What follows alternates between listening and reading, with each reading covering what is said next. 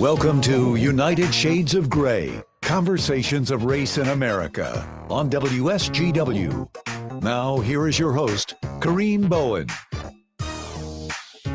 Good evening, ladies and gentlemen. Welcome to another edition of United Shades of Gray, Conversations of Race in America. We are in the holiday season, and I'm ready to say deck the halls with balls of holly, all that good stuff.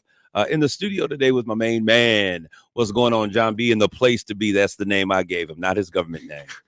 I'll accept the holiday spirit as this is going to air on Sunday.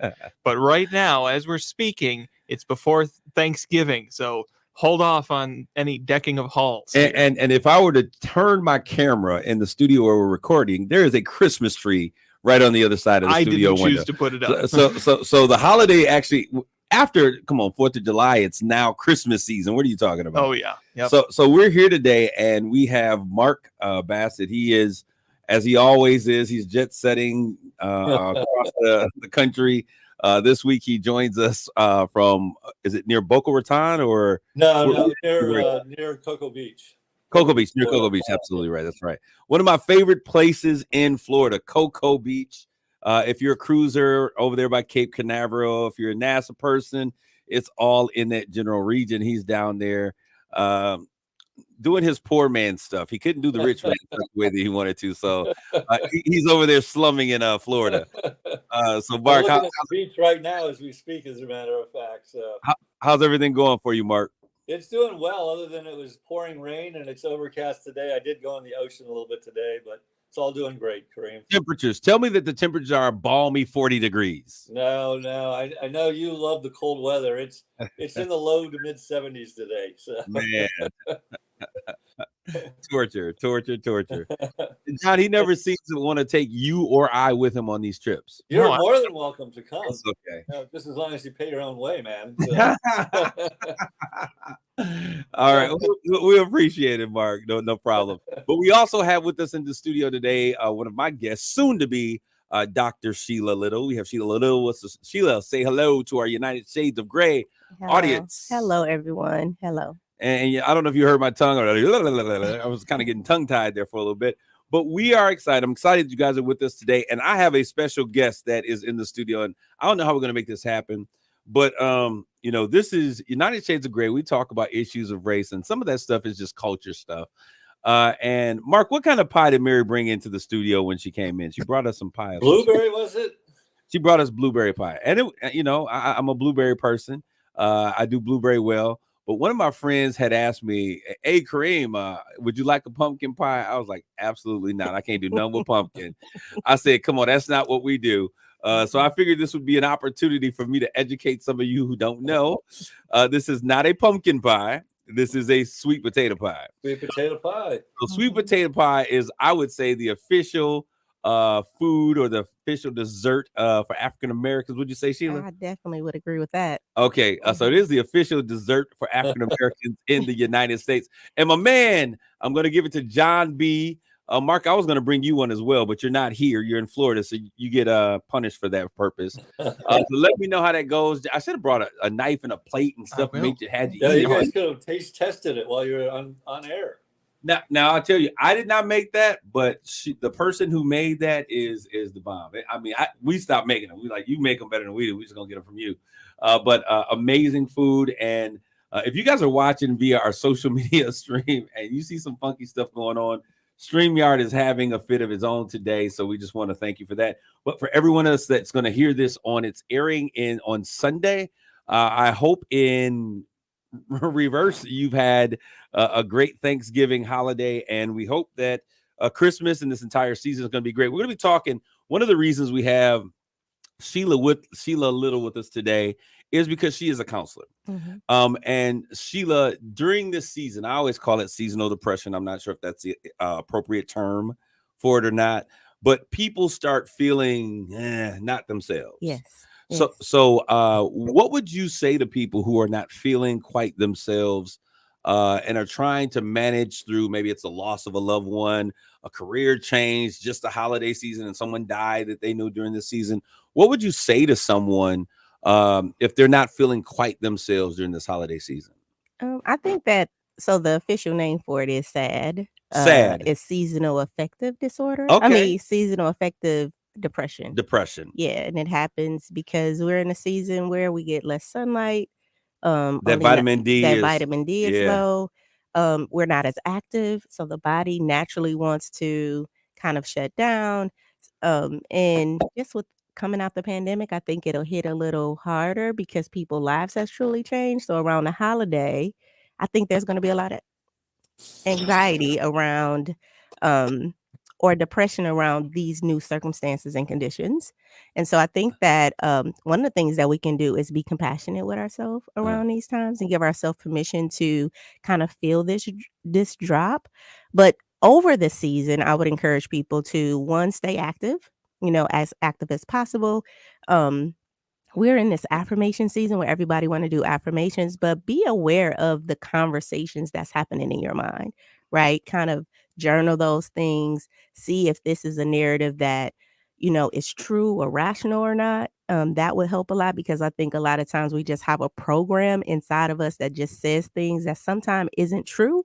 And we emotionally will respond to that as if it's true. I think that we're going to have a lot of conversation about things like that, especially with what's going on. What you got going on, John? Well, interesting that you mentioned coming out of the pandemic here. I think that especially over this summer, people were like, "We're free, let's get out and do stuff," and that was a very high. Everybody was so excited, and I think that it's interesting. Do you think that that level of activity before this season is going to contribute to kind of a harder crash, or are we just going to kind of fall into normal patterns here? I think just the dynamics of what, when you're with friends or like this need to want to get out, that's like individual, like, oh, I'm ready to go shopping or, just get out. But like around family dynamics, right? We had relationships to break up. We had people to lose their jobs. So a lot of identities were lost also around the Didn't pandemic. think about that. And then I think that now people have to go, and this may be their first time really back in the family and have to tell their story. Like, okay, so what happened with the job? And so now they're reliving probably, these situations that, probably happened in 2020 or 2021. But now this is my first time coming home. And now I have to see people that the last time I saw them, yeah. The significant other was there. That's no longer there. Gotcha. The significant other is there. The job may not be there. The finances may not be there, as they used to be. And so I just want people to be compassionate with themselves around this time because you're not the only one. So what are we doing for the holiday season? Jonathan, what does it look like for you? Well, for Thanksgiving, I guess we went. This is the first year. This is the first year that my grandparents have not hosted Thanksgiving in decades. Why are they not hosting? I'm not sure. I know. Why did they not host? They're tired of hosting Jonathan. They want him to pick up the. Yeah, that's what it is. They're tired of putting the tab. Yeah, but my aunt and uncle are going to be hosting, so it'll be nice to go over there and meet up with family again. So all right, Mark. The torch. The torch. What about you, Mark? Will you be in the Michigan area or? What are you doing for the? No, we will be eating at the hotel this Thanksgiving, the first time ever. Yeah. Okay. Well, hey, enjoy yourself. Yeah. And those other things. Those of you who are out there in social media land, Arson Baldwin, first one in our social media stream. We want to say, hey, be patient with this StreamYard. It's kind of acting up today. It's giving us a bit of a fit, but we are thankful for your listenership. You can always go to WSGW or somewhere else or, one of the other platforms and try to find out this information as we will air on Sunday at 7 p.m. On WSGW 100.5 FM and 790 AM. How'd I do? Perfect. I'm the worst person for information. All right, Sheila. So what are your plans for this holiday season? We know that Thanksgiving is about 3 days behind us when this airs, but Christmas is coming up. What do you plan on doing? Oh, I'm cooking for Thanksgiving. I ordered half of the meals out because tell us about the menu. That's share with them what the menu sounds like. Are you doing a traditional fried meal? Turkey, okay. Broiled turkey or baked turkey, turkey necks. That's for the family members from California. Turkey necks. Turkey necks. There's something called turkey dukes we're gonna do. Some roasted ones. No gizzards. Okay. And then sweet potato pie. Okay. Greens. What is that? Turnip and mustard. A little potato salad. Macaroni and cheese. Okay. But like I said, I ordered out half of the meal. So I Oh, ordered come out my on, macaroni and Sheila. cheese and my dressing. And then I'm gonna do and I ordered a fried turkey. Now don't get on me. I mean, it's been a busy season, right? And so I wanted to make sure at least I had a piece of it cooked. But my family, they do it really big. They the ones that do side of spaghetti and Yeah. lasagna and It's so much food going on. It's nauseating. Well, traditional Thanksgiving, we were going to do tacos for things because they were like, I'm like, no. If we want to do tacos, make the tacos and we'll eat those for Friday or maybe Wednesday night or something. But don't steal Thanksgiving. Yeah. So let's do it. So I no one wants to make macaroni and cheese, but since I am the chef extraordinaire, your boy. Oh, don't. Did you see how she looked, Mark? She looked like what? I did. Are you opening up a box of Kraft mac and cheese? Is that what Not you're a doing? chance. Or what you doing? Not a chance. Not a chance. Do it the old school way. So I actually for the past. So you do mature macaroni and I cheese? do grown folks macaroni because and my cheese. friend call it immature. If y'all don't start with this immature macaroni and cheese, No, we do grown folks y'all macaroni do and cheese, and so okay. for the last 2 holidays, I've actually been requested to make it. So, if you act right, John, you may get a little mac and cheese with your sweet potato pie. And Mark, I still owe you a date, you and your wife, to come over and invite y'all over. Maybe we'll do some soul food and kick back sometime. I like soul food, man. Yeah, we gotta do I that. know you do. I know you do. But I wanted to talk. We haven't had an opportunity to address or talk about anything last week. We took a hiatus and you guys got a show. It was a good show, but it wasn't one of the fresh ones that we like to produce. We haven't had a chance to talk about this red wave during the election. So what are you guys thinking about what's going on? So Trump, is Trump going to get Trump during this next political season in 2024? Well, starting today, we're already here. Republicans they were able to take over the House by a slim majority. The Democrats now are in charge of the Senate. They retained it. I actually picked up one seat. And now there's a big standoff or runoff that relates to Georgia. Once again, everybody's going to have Georgia on their mind. So what's going to happen, Mark? My consummate in-house Republican voice. You gave us a nod. The Trumpers don't consider me a Republican. I'm a rhino. Republican. But I want to say this, Mark, because you said something on air one time when we were recording that because of the certain individuals that were running, that this was going to be the first time that you would be splitting your ticket. Yes. Meaning that you were voting for candidates and there were some candidates you were voting against. And what we see is that a lot of Republicans took suit. They did very similarly to that. So yep, and I think that's why Trump lost 2020. Frankly, I think Republicans that really never either didn't like him or what he stood for or what he stands for voted against him. I think that's why he lost. And frankly, the Republicans I voted against this time also lost.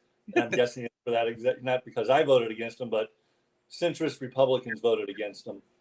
So 2024, he's already announced his candidacy in this upcoming election. What's going to happen? Is he going to be the Republicans guy this year, or are they going to really fight against him and his base of support to do something different? What are your thoughts? I think they've got to do what the Democrats did when it looked like Bernie Sanders might win. They've got to consolidate the people running against Trump. So they can't have 8 people running against Trump in the primary. They've got to consolidate down to 1 or 2 centrist Republicans. And then because there's always going to be a core of people that like him and they're going to vote for him no matter what he does or says. And you can't split the remainder of the people. So they've got to be really smart on who they pick to kind of run in the primary. But is DeSantis the guy now? And I asked that question. I don't personally. I don't like him either. Frankly, I was going to say he's kind of a whack job too. But I also think that he showed so strong because they got a washed up has-been guy that the Democrats put up there by the name of Charlie Christ that Florida didn't want him when they kicked him out the first time. Yeah. So he appears to be strong. The first time he barely won. Right. Now he was very popular in the state, during the pandemic because they were less restrictive, etc. And they're doing fairly well. So it'll be interesting. Again, the 2024 election is like forever away. 2 years, 6 months in politics is like an eon. So we'll see what happens the next couple of years. We'll read the tea leaves of the tax returns that have just been released. Yeah. All right. Yeah, I saw the thing yesterday, like 8 years of straight losses or something. I mean, crazy. Yeah, Crazy. so, Yeah. yeah. I want to ask this question, Mark, and we're turning the page really quick. I wanted to make sure we got this in our first segment. Yay, because I want to make sure we go by his new government name. And Kyrie Irving. And I like Kyrie is my guy. Like, people talk about Kyrie, but I've always loved Kyrie Irving. Know him personally, great guy. Is he a flat earther too, man? Leave Kyrie alone. But anyway, so now we see that there's this whole thing, and I say this because Chicago listens. Those who are listening in WJOL down there in Illinois, we certainly appreciate your listenership. But Ye and Kyrie have now both been charged with being anti-Semitic. And I'm asking this question for a friend, but this is what I'm asking. We've seen similar things happen with Nick Cannon. Nick Cannon said that, hey, blacks were the original Hebrews. Mm-hmm. And he was taken off TV on Wildin' Out. You know, he was a Disney guy. He's doing amazing things. I think it's with Viacom or whoever it is. But he was taken off TV. He had to go down and, I say, bow down and kiss the ring of the Jewish rabbi. But he, sat down, talked with him, counseled with him, which I think is always appropriate. And he made a donation to some Jewish something. And then they brought him back to TV. Now we see the situation with Kanye, who's always a different guy. Ye is always a little different. And then now we see also Kyrie Irving going through. And what Kyrie did was he posted a video to a documentary that's on Amazon Prime. Mm-hmm. I would have never seen it. I'm going to tell you because I never heard of it. I never even heard about it until you mentioned it. Well, until after they said it, I had to go Google it. And of course, I had to download it and I had to watch it. But the documentary was really about really the race of people that were the first people on the planet. It talked about, the first man. It talked about, the 1,000 years of black pharaohs in Egypt, the things that we don't talk about in history, or some of the things that we have whitewashed in history, I'll say. And so he posted it and the people thought it was anti-Semitic. So he became, anti-Semitic. You said something that was racist against Jews. And he didn't run from that controversy initially. But this is the thing that gets to me. So he, after 5-6 games, and you're talking like 6 games at probably $200,000, every week, it can kind of get pricey, right? So a couple $1 million he's probably lost sitting out with no pay. Now he's come back. And why just to educate? He's sitting out because he's been suspended because of that? Or? Yes, he's been suspended without pay because people said it was anti-Semitic. And so now, the NBA, everybody, as we were talking about in this cancel culture, if you don't do what the main ship says, everybody's getting thrown overboard. Yeah. So free speech is no longer free is what we're learning. So this happens and he comes back and he apologizes. So he apologizes. The first time he apologized, he kind of walked back from it. This time he apologizes. But does apologizing for something mean that you no longer feel the way that you felt? No. Huh? No, I don't think that it implies that he no longer feels that way. I think his apology was more of the offense that it caused. Like, I'm apologizing for offending you? For the perceived offense. Because I don't think he initially meant to. No, he posted something on his social media platform. Now, Ye is saying stuff. Mm-hmm. But this is the thing that's interesting. And I want to get to this point because if you go back and you listen to what America's great, the world's great, Michael Jackson, you listen to what Prince said, you go back and listen to what Muhammad Ali said, who was a very controversial individual. They're saying the same things. In fact, Michael Jackson and Prince named names when they said what they were saying. Is it the climate that has changed, or is it that because of there's so many other things that are anti-Semitic and there's a lot of violence towards Jewish individuals? Is it the climate, the timing? What is it? Personally, I think it's the climate. Okay. We're in a time right now where everyone's offended by everything, and you immediately get canceled if you said something. I love the people that go back 25 years to some celebrity and something they said in high school, and now they want to cancel them, and it's just so ridiculous.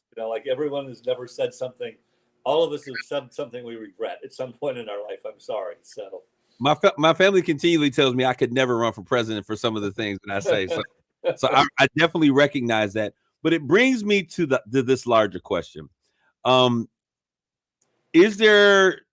Do Jewish individuals, and I want to make sure I get this right because my intention is not to offend anybody, but I will stand by what I'm asking.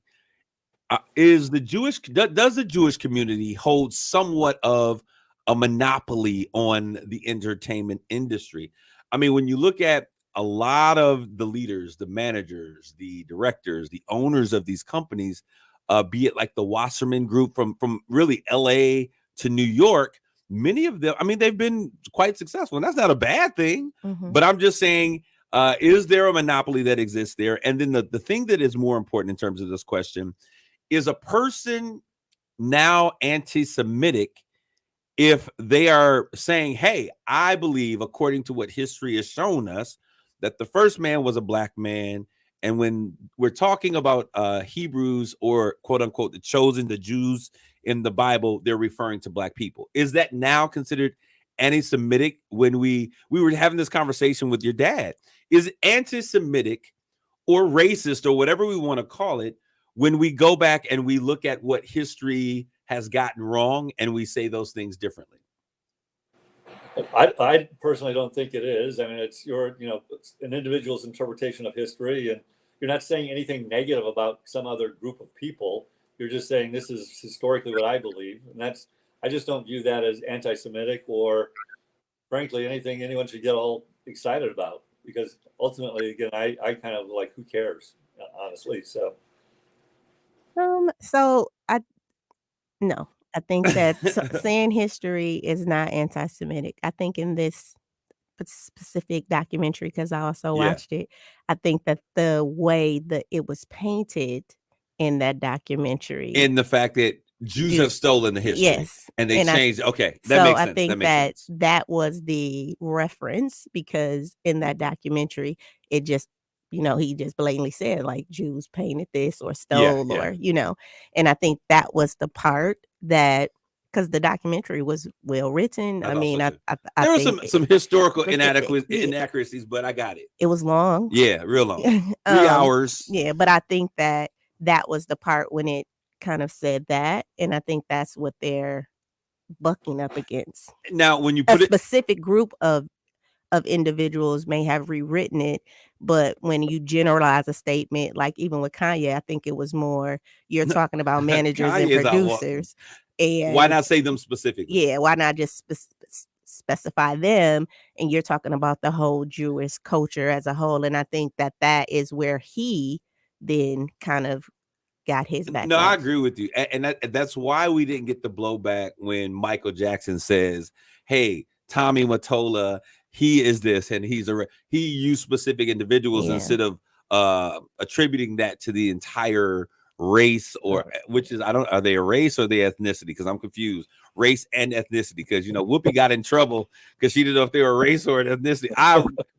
But people don't understand that here in the U.S. and we only got about a minute left here. People don't understand globally in other countries that here in the United States, when we talk about race, for the most parts, we're talking about black people and white people. And everybody who has not been black in America and America's history has always been attributed with the label of white. So when Whoopi Goldberg, if you remember when she made that statement on air about the race of people or whatever, I can't remember which one it was, there was a big offense because she says the Holocaust and this were not the same because this is about an ethnicity of people. They were like a race of people, and they were about to take her off of TV. Race in America is something that we do not talk about, but I think it's one of the reasons why this show and these conversations are so important. We're going to take a quick break. You stick and stay. Don't go back. Don't go away. We'll be back with more United Shades of Gray.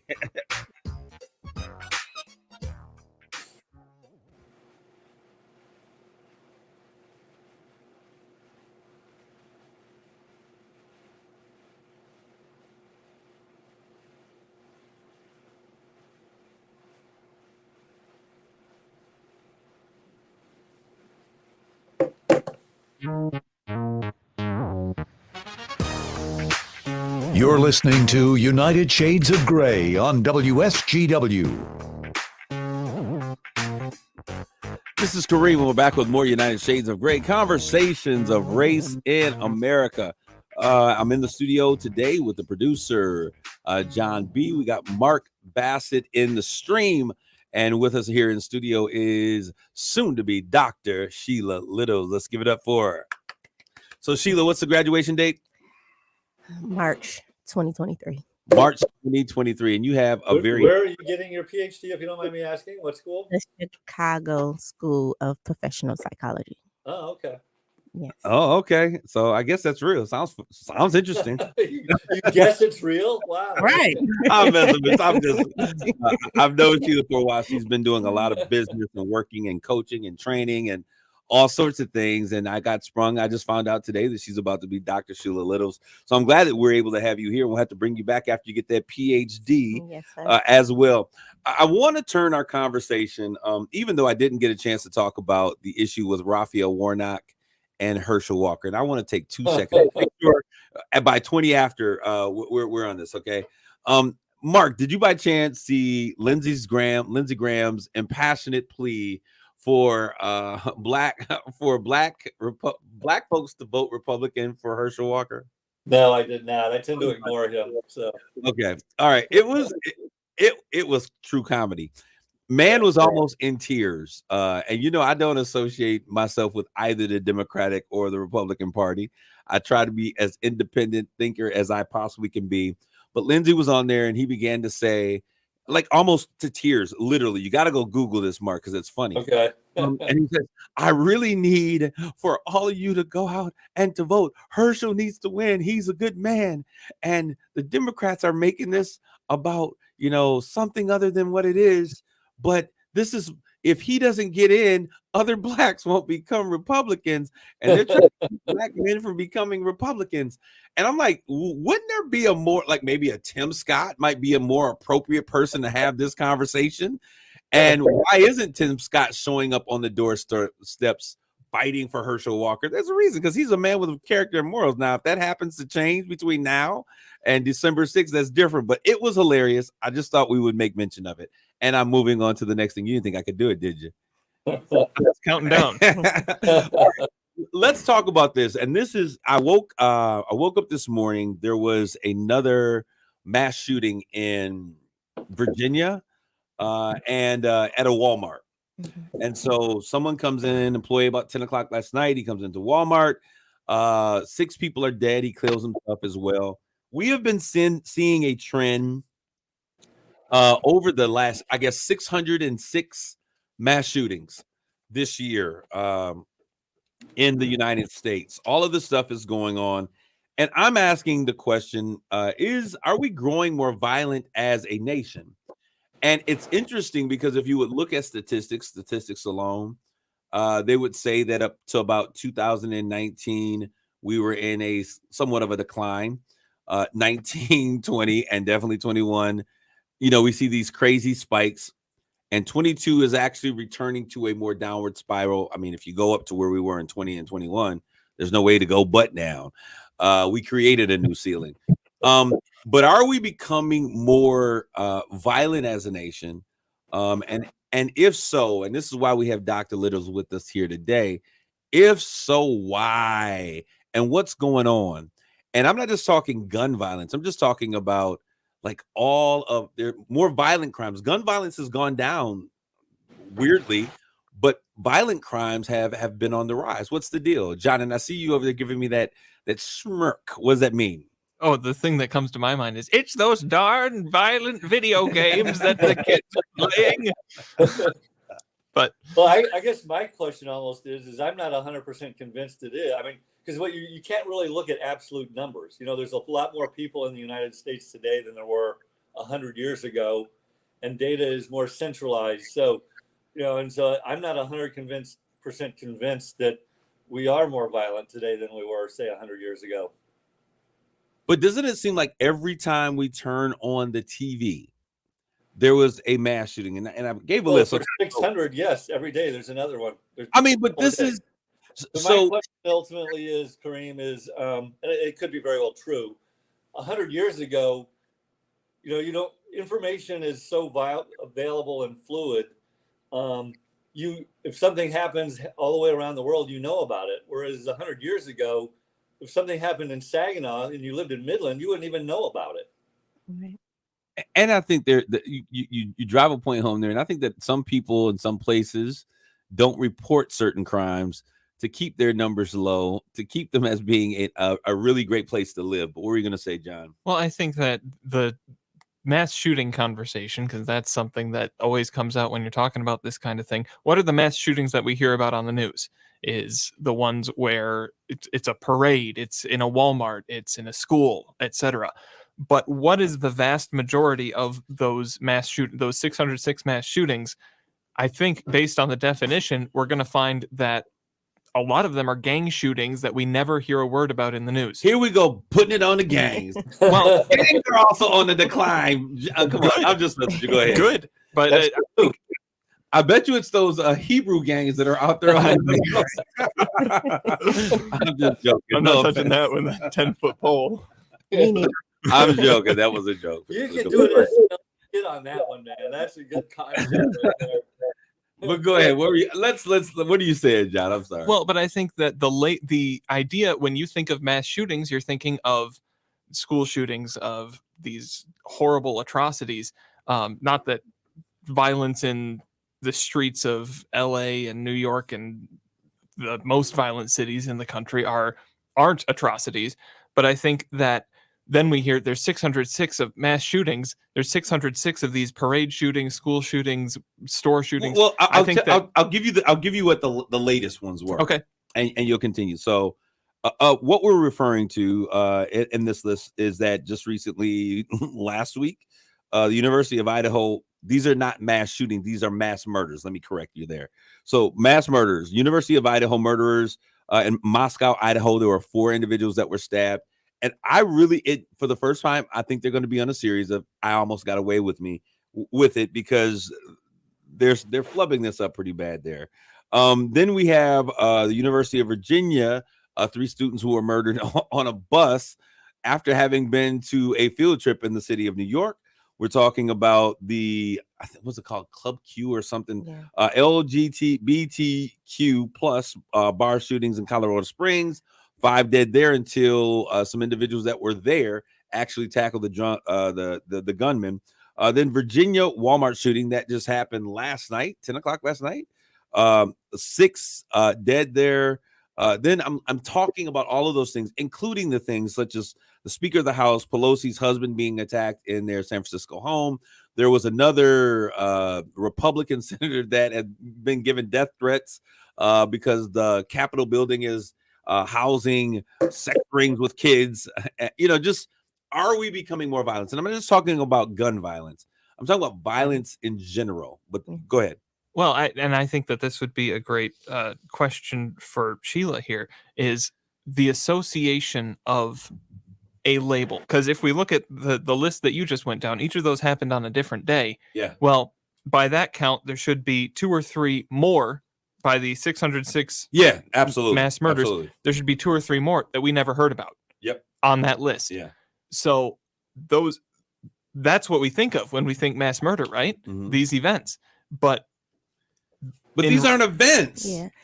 This is life. These are things that happen in regular day living. It's like we're sitting here, someone comes in, and Mark decides he's disgruntled because he didn't get enough showtime, and he shoots up the radio station. And then can I add this too, because I do hear your position of is it gang violence? How did she hear that? And what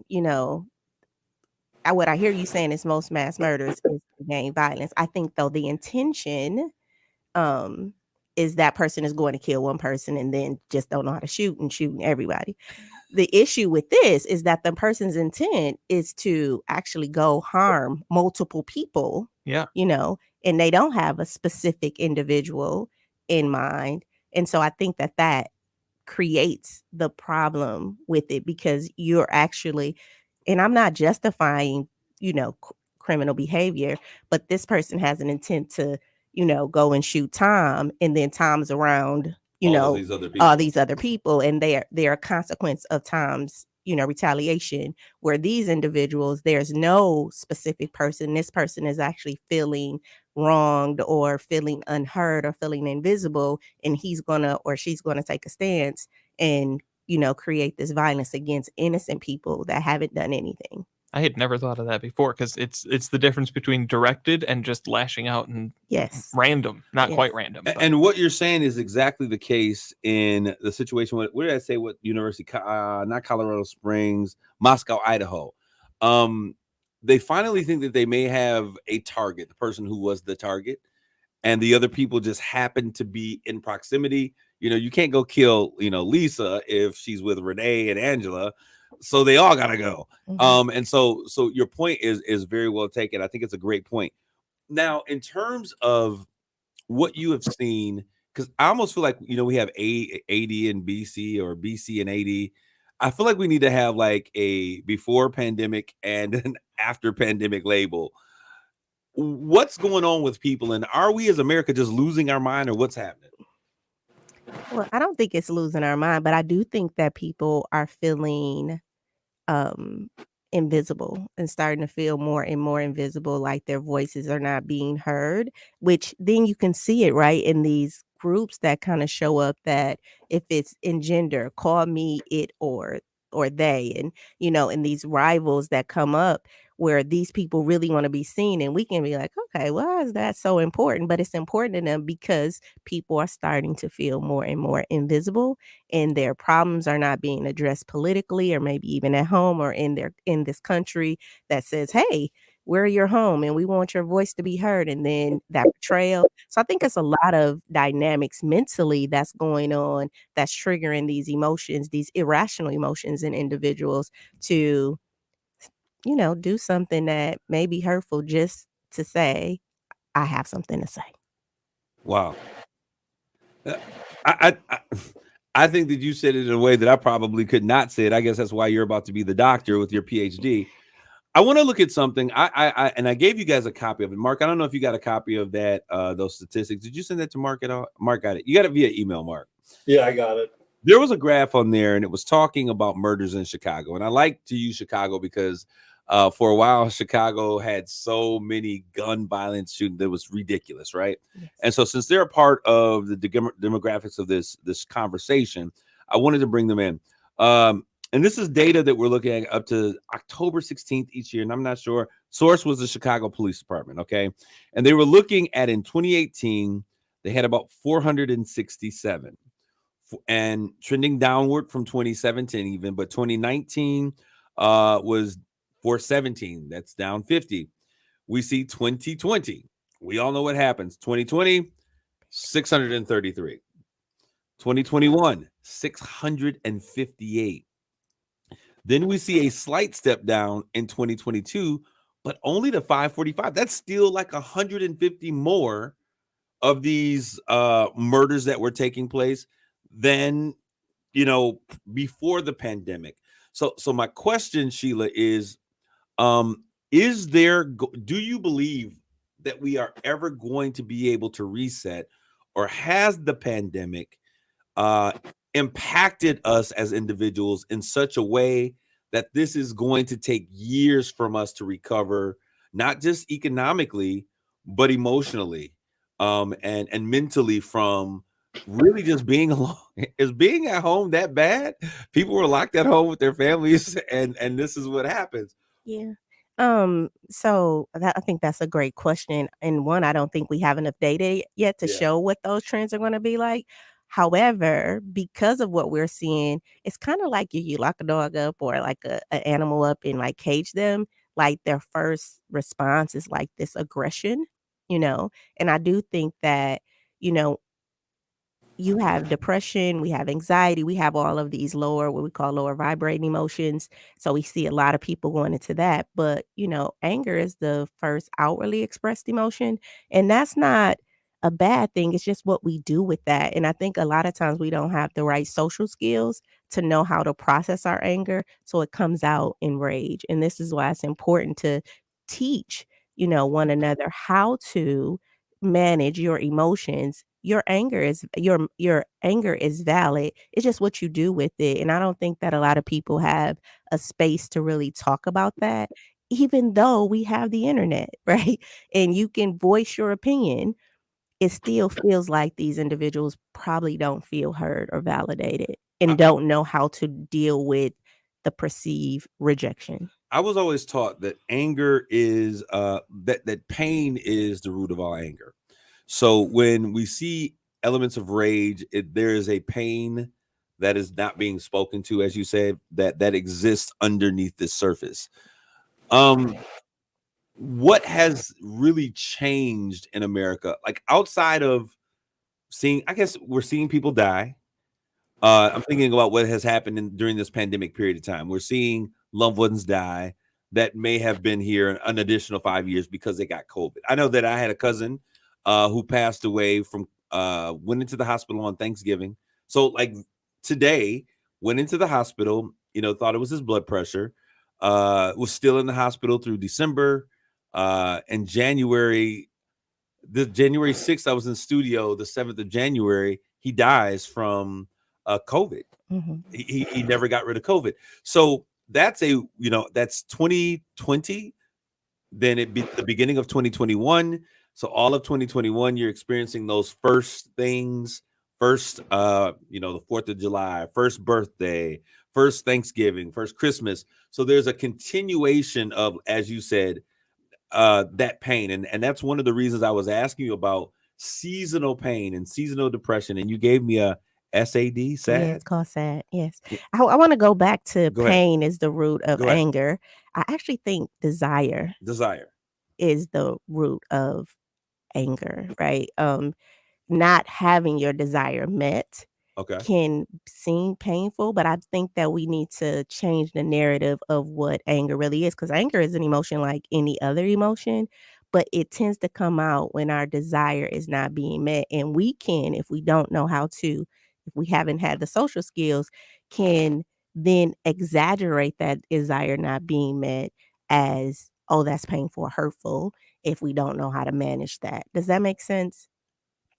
I think that's very interesting, because if you talk about it in the sphere of common discourse right now, Yes. is I have the desire to be seen in this way. I want to be seen in this way. Well, when other people don't see you in that way, which it's their own perception, right? They have their own perception of things, and that desire is not filled, it becomes pain. It becomes, well, it hurts that you don't see me this way, right? It makes you angry. And then because you don't know how to handle that anger, it becomes painful. Yeah. Does that make sense? Because you can get angry and then turn that anger into a passion, right? And that's the opposite side of anger. And then create a cause or a nonprofit or write a letter to the editor or start your own community thing, right? So your desire is not being met, you become angry, and then we see a lot of people who turn their angers into passions. So how do we have create a world full of Picassos instead of a world full of little mass murderers? I mean, how do we give me some? Honestly, you're here, and I don't mean to put you on the spot, but this is what you do for a living, doctor. So not to throw you under the bus, but how do we, like, what are some of the things that we can begin to do if we were to give some examples to our listeners? Hey, we're all getting a little crazy here. Let me give you a couple of things of how we might be able to turn our pain into purpose, or however. Yeah. So one, what is your desire? I think that either we're running from something or we're running towards something. We can't do both. And a lot of us are running past or running from our pain, right? And we don't really have a clear direction of what we want. And because we don't have that clear direction, what ends up happening is we end up doing something reckless. And so I would, really encourage the audience to sit down and write, what do you want, right? Like you're angry, you're upset. What is it that you want? And that doesn't have to look sophisticated or, in this detailed way. You can just do a word dump. Like, I want food, I want a house, I want love, I want affection, right? And then you can do what's called a tree from that, right? So if I want food, why do you want food? What would that do for you? Why do you want love? What does that do for you? Why do you want to be married? In these cases of mass murder, now this is when we start talking about mental health. You know, when the individual, you know, has it what we call an episode. These people are not emotionally stable, right? So there's a chemical imbalance, and we can't include them with the mass majority of people that are out here. These individuals, you know, when they're doing their psychiatric evaluations, they actually have some type of disorder that's preventing them to even think rational in the first place. Okay. And so they may not use these tools even if they could. But if there's somebody out here who's feeling like their desires is not being met and they find themselves angry, then write that down, purge that, get that off of you, and then have some compassion for yourself, because compassion and telling yourself that, and this is okay, and this is all right, and then devising a plan. And the way I encourage people to get a plan is to get an objective view, you know, get a therapist, get a coach, get somebody that you can talk to about these concerns and these woes that have an objective view to your outcome, you know, and your abilities.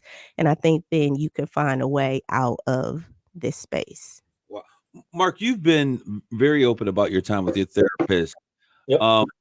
Hearing what Miss Little says here today, how would you respond, and how has therapy helped you? Well, again, I'm a big believer in it. I've gone now for about 5 or 6 years.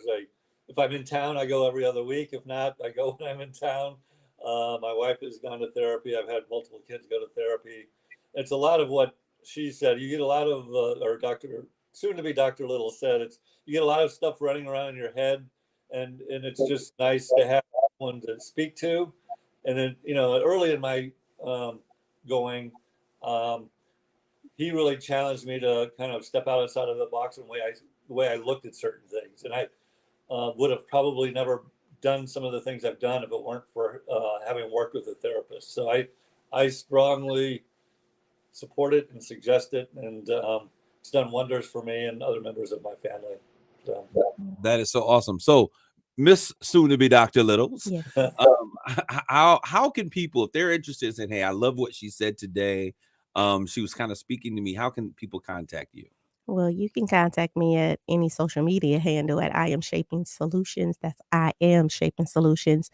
But, you know, because so much is going on, I actually developed a framework, and it's called Stop It Now. Okay. And what that framework is created to do is to really stop people from doing the things that's holding them back from getting the life they desire and deserve. And so I do these workshops like every week to really encourage people, to give them that insight about, you know, what am I doing that's stopping me from having the things I want? Or what do I need to stop doing to have these thoughts or this, you know, perception of myself? So they can always just go to www.stopitnowsolutions.com. Stopitnowsolutions.com. Yes. All right. Well, Mark, I hope you have an amazing time. This time sure flies by. Hope you have an amazing time down there for Thanksgiving. And we'll see you back when you get in the studio. You and next week, Mark. No, I'll be in Boca Raton next Wednesday. After that, I'll be back. He goes from the hippie shores of the Cocoa Beach area to the hoity-toity place of Boca Raton. Wave to the sun for me. Wave to the sun. Well, Mark, we certainly thank you guys for tuning in.